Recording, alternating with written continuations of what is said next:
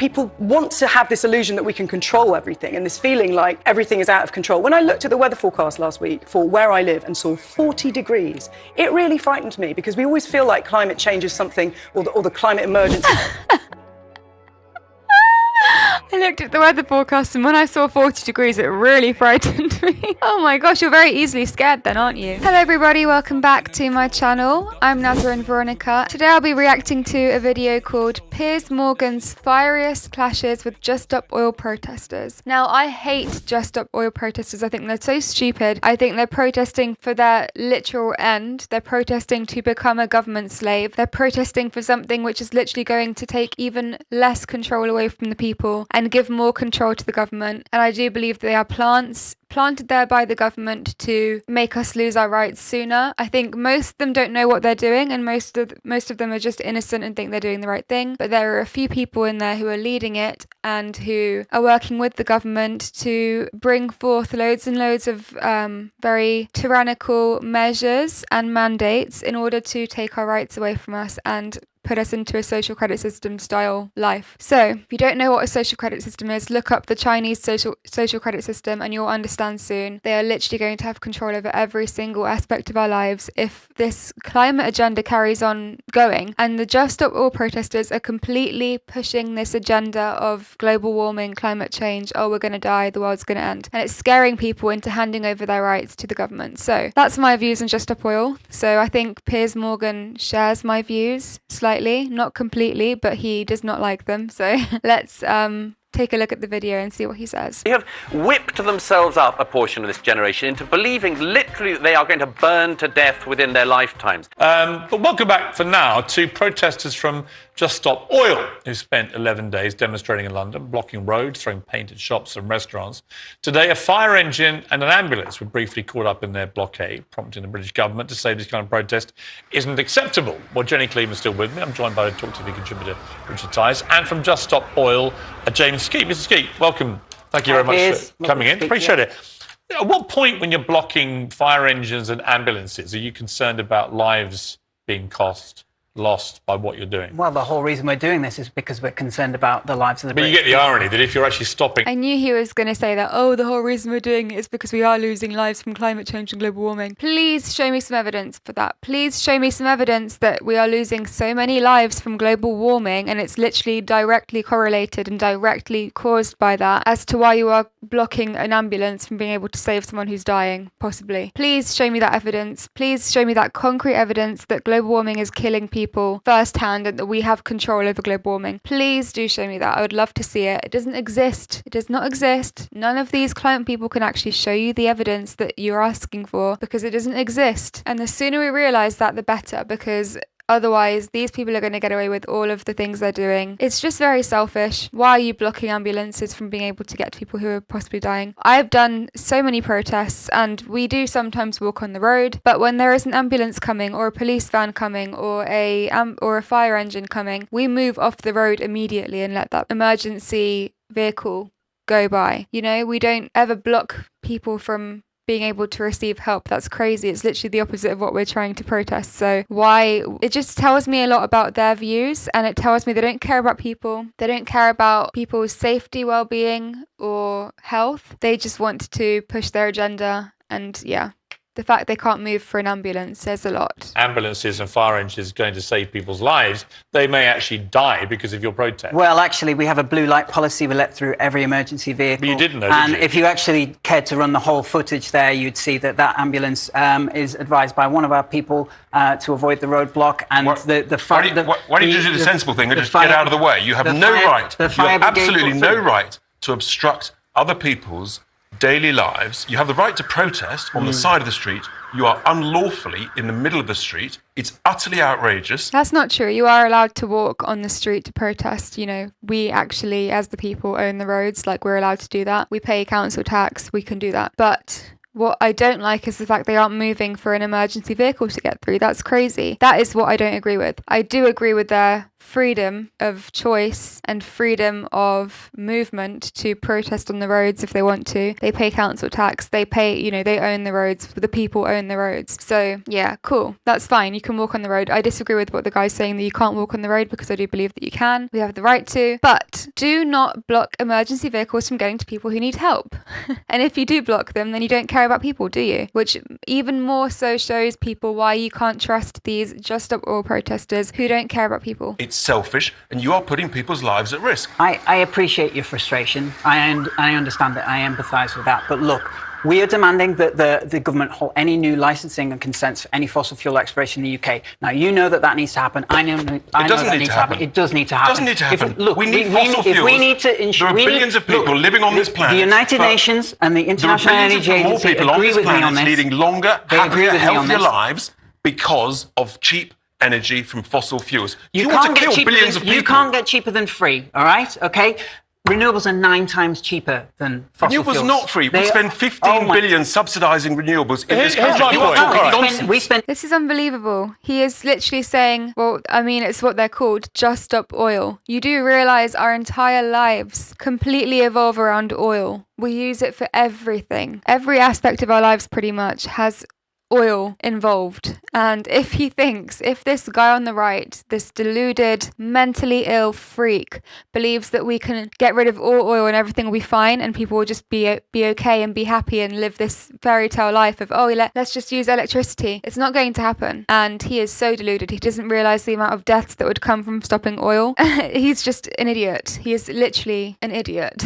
But you can just tell he looks mentally unstable. But where does he think the electricity and the batteries come from? Does he realise that the cobalt batteries literally come from cobalt mining, which is usually performed by very, very young children who do not get paid for what they're doing, literally unpaid child slaves working to mine cobalt for these batteries that are used for cars, like lithium batteries? He doesn't realise that is very unethical and very cruel and worse than any oil damage that's being caused in this day and age. So much worse. I would much rather use a bit of oil than have a child slave away, unpaid, in dangerous conditions, trying to mine cobalt for a lithium battery for my car, which I literally will be controlled by anyway, because electric vehicles are going to be controlled by the government one day, because they're electric, which means that the government can just turn off the electricity if they want to, which happens all the time in other countries, so you can't say it won't happen here. And if that happens, then I'm not going to be able to use my car to travel. So that's why I would want petrol. I want to use oil. Oil is good, and it means we have more freedom, and it means that, we have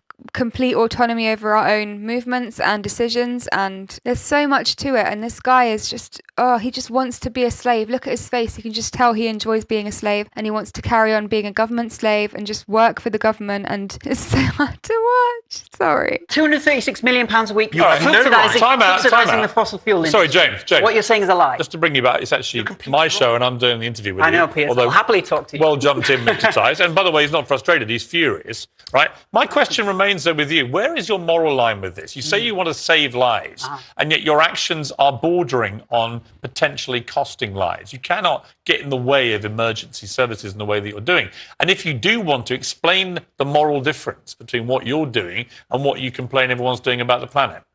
Well, I mean, let's look. If we want to talk about disruption, and earlier. No, I want to talk to you about the. I want you to answer the question. 40 degrees C. Right. As a result of that, the London Fire Brigade, had their busiest day since the Blitz. Okay, 60 UK families lost their houses in wildfires. Why are we not talking about the big picture? I understand. Why are we concentrating on such a small bit of disruption? You think it's small?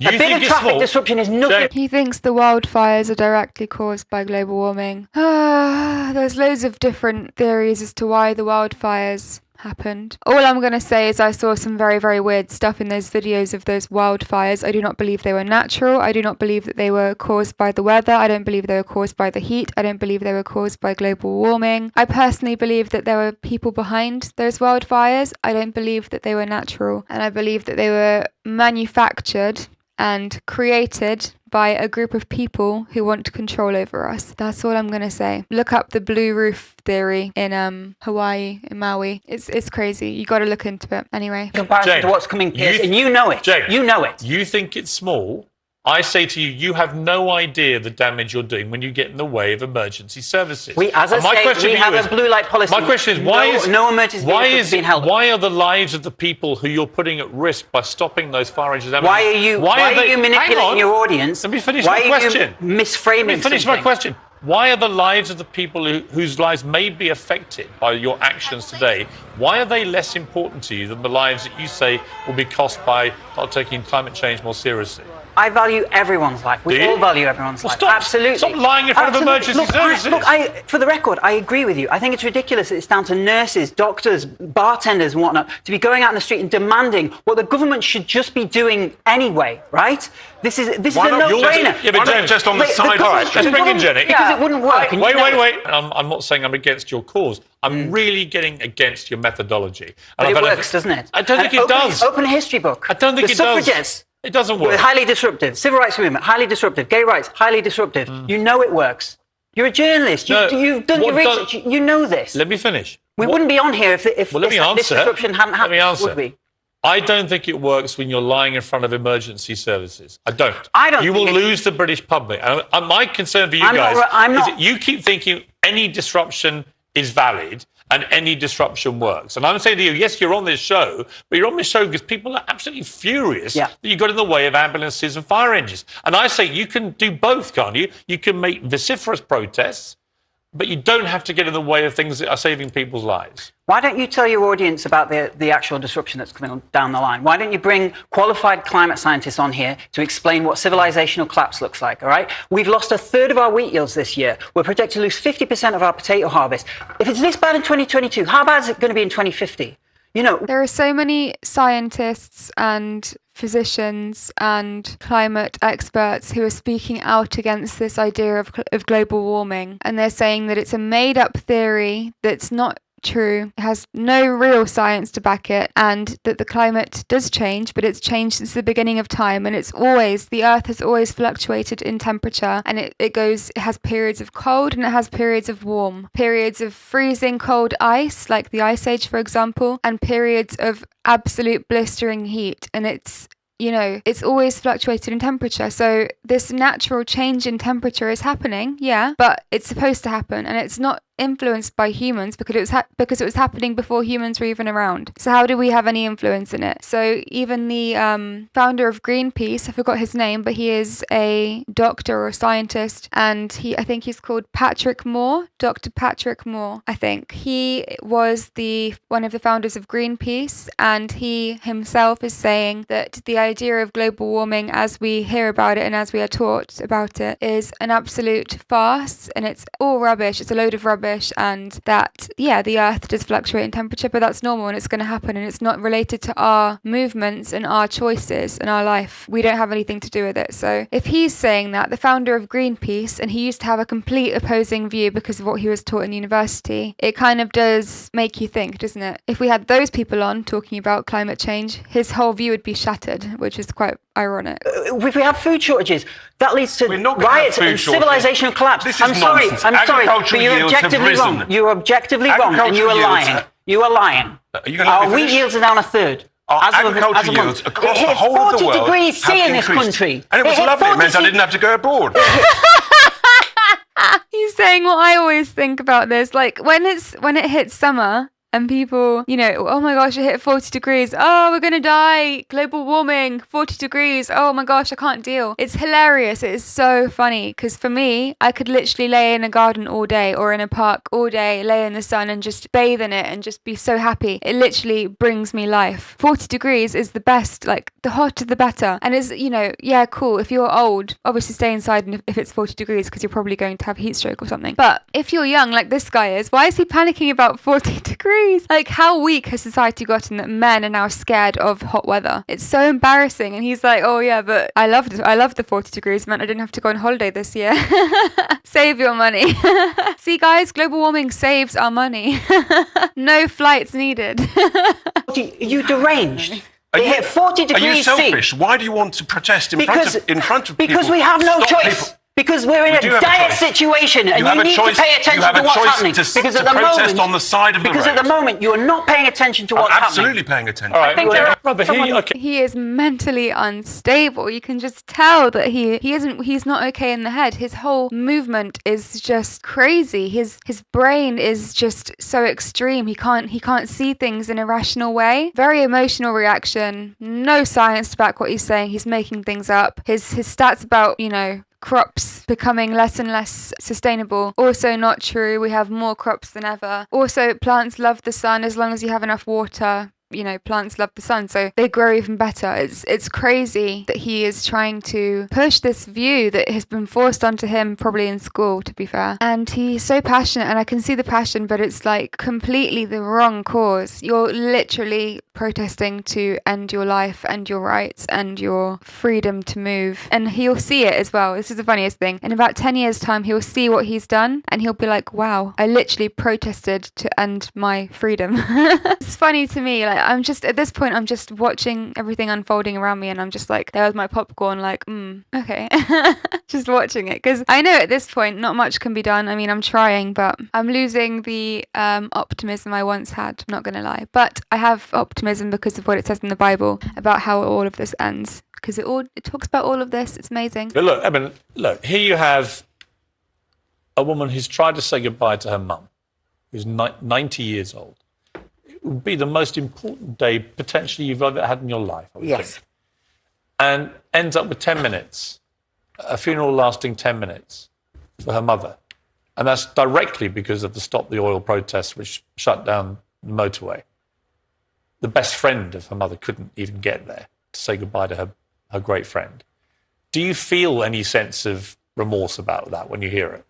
I mean, listen, firstly, my deepest condolences as well.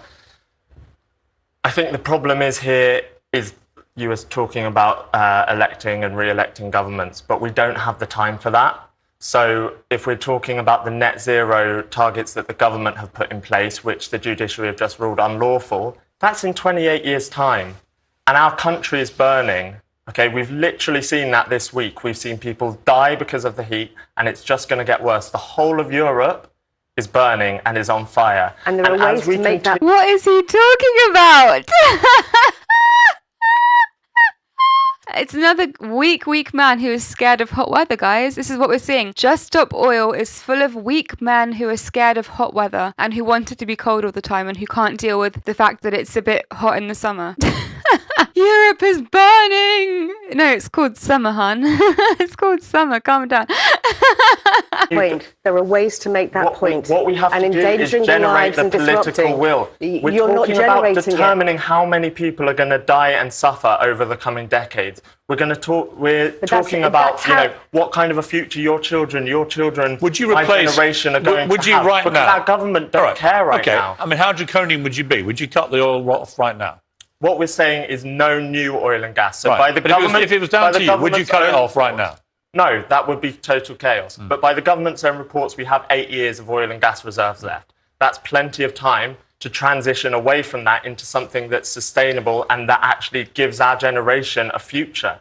I mean, we're already seeing the impacts. This isn't something that's going to happen in 10, 20 years' time. It's happening now. Do you really think members of the public are going to listen in any way, shape or form to you when you do the accent that you do and you're breaking the law? So how can you give any advice that's compelling or build an argument and bring people into that argument and try and persuade them when you're actually going about... This is the point, you see. So I think my overriding view of these people is the more of this they do, whatever the merits of the cause that they're fighting for, which is climate change and about the over-excessive use of oil around the world, it's eroding by the second with these acts of childish, petty, pathetic vandalism. Am I wrong? Does anyone want to defend these people? Well, I'd personally say that I agree that that kind of act is not helpful for the cause at all. It makes it look like it's all a kind of teenage protest and a kind of sulky teenager pouting, if you like. But at the same time, I think that it also reflects deep concern about what the UK is going to do next on this front. The UK did have a pretty sensible set of policies. One of the many things that appeared to be happening under Truss was that some of these were being reversed. And so at the same time as saying that this kind of act, pouring milk down in the supermarkets, is pretty dumb, it's equally dumb to not have some kind of coherent government policy to switch rapidly to renewable energy. I mean, these things can both be true. I mean, my view about the renewable energy equals controlled energy. Sorry to say, any renewable energy, electric cars, for example, let's use that as an example, they can be switched off whenever the government wants them to. By the touch of a button, they can be switched off, and they're even making those new cars they have a new law where all new electric cars have to have like a stop button that can be controlled from the car companies or governments of the country. Can't remember which one. I think it may be the car companies that they have like a red button, and the car companies can just turn them off from their remote location, and you can't use them anymore. And they're probably going to say it's for our safety or whatever, like in case there's a criminal on the run and they want to stop his car. That's probably what they're going to say. But if you have renewable energy and use things with renewable energy instead of oil or anything that you can just purchase yourself, you're going to be controlled. It's just a fact. Like, they're going to control us using these things, and that's why they so badly want us to switch to electric cars, and they want us to use more renewable things, because then they can be in control of them, because they have to be control of the renewable energy, which they're saying that they're in control of the government are in control of the electricity. So if you have to charge your car as well, the government can turn off all electricity in case if things are all going to shit and no one's listening to them anymore, and everyone's just saying, oh, fuck the government, I can't listen to them anymore, I'm going to do my own thing, I'm not going to listen to their tyrannical measures and restrictions, I'm just going to live my life. And the government can go, oh yeah, really? You're going to live your life? Cool. Electricity off. Now, you can't charge your car if you've got an electric car. You can't run away or drive away from the government. You can't drive to a different country. You can't, drive to safety because you've got no car anymore because you can't charge it. Whereas if you had a petrol car, you can have like a little store of petrol in your house, and you can pour the petrol into the car yourself and go if you really need to. So this is the thing. It's dangerous for us to use renewable energy only and not have the option of using oil, because this is what happens, like the situation I just described. It's worrying times, very worrying times. The fossil fuels is you can't do it all in one go. Nope. And my God, we've discovered this year that the energy situation is pretty desperate for everyone. And in the short term, we need fossil fuels just to survive. Sure. But we are going to have to try as a planet to move to renewables. The issue at the moment is cost and availability, right? Yes, absolutely. But I don't think that these guys should be part of that debate. That's a serious debate for serious people.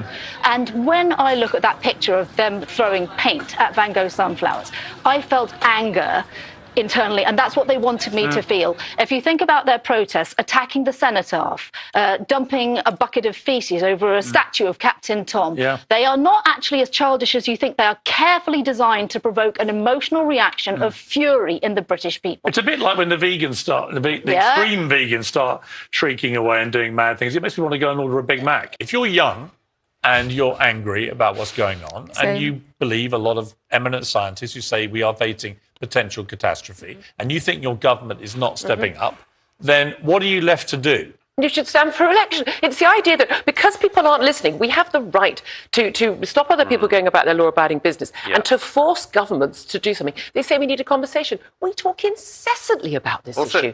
Let's bring in Douglas, Also, Piers, if I can say so, who are the people you would go to last for some long-term projections? I would have said people who'd been on the planet the least amount of time. We're talking here about people who don't know that it was hot in the 1970s in the summer. 1976 was a pretty hot summer. They have been told, they have whipped themselves up, a portion of this generation, into believing literally that they are going to burn to death within their lifetimes. They are lying to themselves and lying to other people. They are whipping themselves up into a fury. And here's the thing.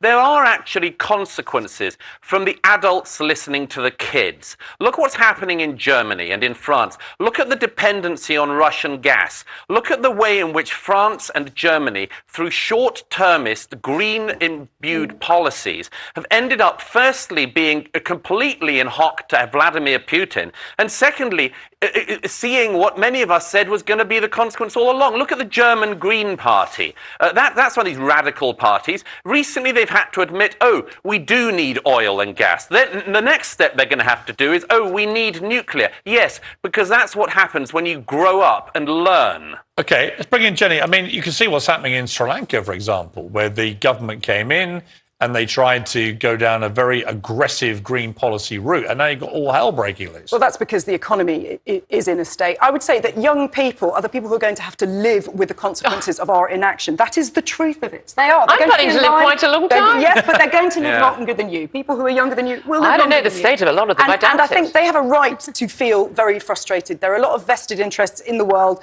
whose priority is not tackling climate change. We don't want to be dependent on countries that are quite grubby, countries like Saudi Arabia and Russia. We need to find alternative sources of energy for a variety of political reasons as well as environmental reasons. Most people don't want to burn to death.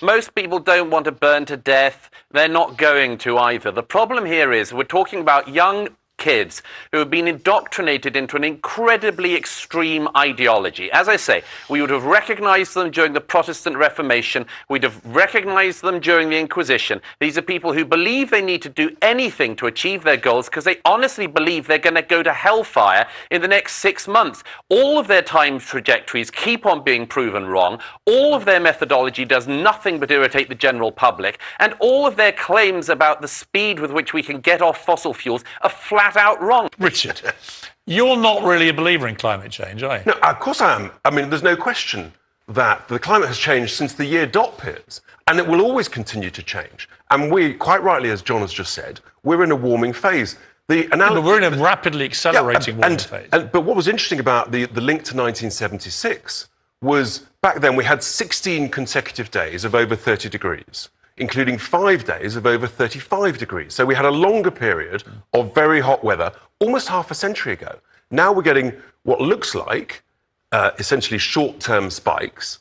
But interestingly, back in the 70s, there was more concern about global cooling than global warming. So we're clearly in a cycle, a warming cycle. That's indisputable.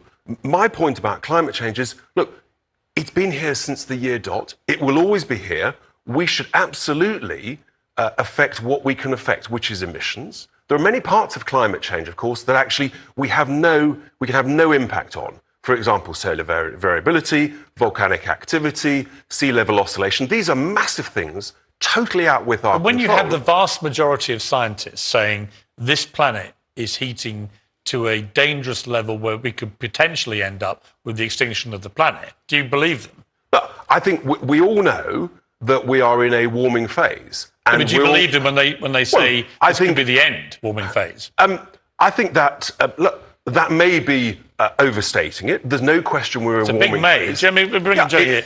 All right, let me ask you, what's your view about this? Well, when I hear views like this and words like warming phase, I feel like, I don't know if you've seen the film WALL-E, but I feel like we're in some sort of archive in some futuristic film where they look back of how people spoke in that. Well, there was a movie time. Came out last year, which was a spoof of all this. Yes, I feel like with we're kind DiCaprio, of in and it was brilliant, but it did feel a bit like that's what's going on. And I think it's driven a lot by social media, isn't it? It is. You see the same people that were saying COVID's just a flu, and they're out again with their flags and they're waving this down as well. I think people see what they want to see. People see what they want to see. This is making me really, really lose hope in humanity. I mean, Piers, you're just brainwashed, and I think he's being paid to spew this nonsense. I think I agree with a lot of his views, but then sometimes he says things and I'm like, bruh, you are brainwashed. You're so brainwashed. He's really, really pushing this global warming agenda for a reason. I get he works for Talk TV. Of course, they push agendas as well. I know this, they're pretty much no better than the others. And then talking about COVID being dangerous and this deadly thing that's going to kill everyone. Oh my gosh. It's hard to watch. It's really hard to watch. He is brainwashed. I don't even know why he's clashing with these people because, if you believe what they're saying, you should be behind them. I'm confused. This guy's confusing me. And people want to have this illusion that we can control everything and this feeling like everything is out of control. When I looked at the weather forecast last week for where I live and saw 40 degrees, it really frightened me because we always feel like climate change is something or the climate emergency. I I looked at the weather forecast and when I saw 40 degrees, it really frightened me. Oh my gosh, you're very easily scared then, aren't you? Scared of hot weather? I've never seen so many weak people in one episode before in my life. This is really crazy. What is wrong with people? Why are they so weak? How are you scared of the sun? On the horizon. But we're living in it. We have, railways saying, the National Rail saying we have to re-engineer the railways, water companies putting out warnings. This is it now. And I think we can't dress this up in we're in a warming cycle. I mean, this is it. We're living in it now. Okay, let's just turn... The reality is we don't know that. We're clearly in a warming cycle. We don't, but what we do know is that the vast majority of top scientists are all predicting pretty much the same thing if we don't, as a planet, get our act together. But the point is, there are many parts... And I wonder what they're being paid to say this and to spread this nonsense. So they're saying that the sea levels are rising and we're going to be flooded soon in certain countries. If that was true, why are billionaires and millionaires buying properties right by the beach? And a lot of them are climate scientists as well. Why are they buying properties by the beach, by the ocean and sea? Why are they doing that? If they truly believed the nonsense they were spewing and the agendas that they were pushing, why are they buying properties by the beach if they're going to get flooded soon anyway because of rising sea levels? It tells you everything you need to know. They're saying they're pushing a message whilst doing the opposite to what they should be doing if they believed what they were saying. Makes you think, doesn't it? Of climate change, that the reality is we cannot control at all, as I just touched on. There are parts that we can do, like emissions reduction, and we should be doing that. And actually, I think we're making positive steps towards that. Oh, so hard to watch. Killed my brain, killed my heart, killed my faith in humanity completely, just sick people, weak people, scared of hot weather, scared of thinking that hot weather, 40-degree weather is going to burn you up. Why don't you go to Saudi Arabia or, I don't know, where else does it get really hot? I don't really know, to be honest, but there are places which hit 50 degrees in the world. Why are those people okay? Why are they not dying and burning to death? It's like these people are mentally unwell. They're scared of weather. They're scared of the sun. Weak people. Let me know what you think in the comments. Do you agree with me or do you think I am reaching in this episode? Let me know what you think. If you like this video, please give it a thumbs up and subscribe to my channel for more content like this, and I'll see you in the next video.